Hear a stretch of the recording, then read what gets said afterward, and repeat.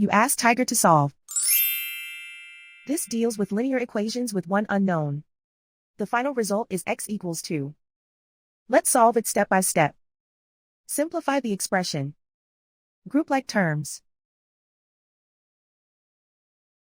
Simplify the arithmetic.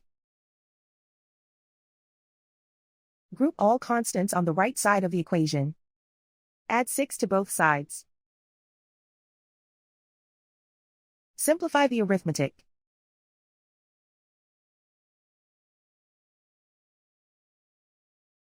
Isolate the x. Divide both sides by 12. Simplify the fraction.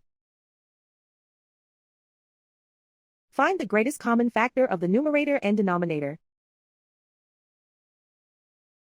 Factor out and cancel the greatest common factor. And so the final result is x equals 2.